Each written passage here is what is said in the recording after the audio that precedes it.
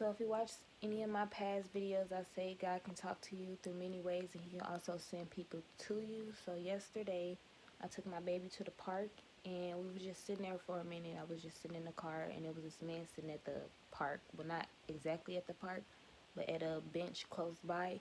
And he didn't have a shirt on or anything. He seemed like he was a little out of it, like something was wrong. So yeah, that's that. So after a while, we finally got out the car, and as we was getting out the car, that same man started walking up to me. Now, at first, I'm really like I didn't really want to be bothered, but God put a feeling on me to just see what he had to say, to entertain it, basically, right?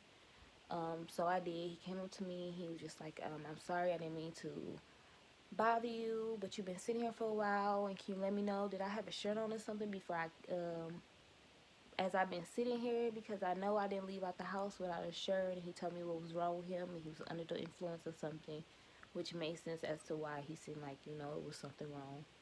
So he was trying to look for his stuff, and I was just looking around trying to help him look for his stuff. It was a few different items there, but there was kid stuff that they left at the park prior to that, so that it wasn't his stuff.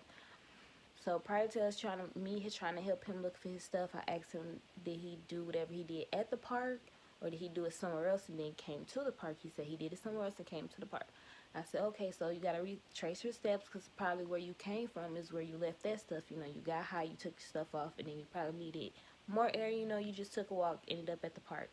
So he like, yeah, that do make sense, just because my phone and stuff was in there, and, you know, I wouldn't have left that stuff. So I can tell, like, he got some sense, basically. Like, no shade, he had some sense. Like, he wasn't who I was seeing on the outside. Basically, that's why you shouldn't judge a book by its cover.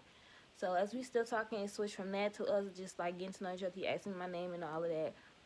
And he got to talking about him being a traveler, where he came from, this and that. He started talking about a house that he had that he wanted to build on.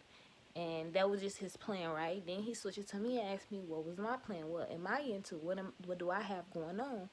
And that's when I kind of was set back, because I'm like, dang, I have a lot of different things that I want to do in my head, but I don't have a necessary, I didn't have a plan, basically. I don't have a plan. I just know what God is nudging me to do, which is, one thing is get out there, put my voice out there, put my stories out there, do something like what I'm doing right now. So a plan. That encounter was him being a messenger for me, telling me that it's time to make a plan. It's time to, if you do have a plan, or you do feel me nudging on you to do something, it's time to do it. It's time to move, like I said in one of my previous videos. God bless y'all.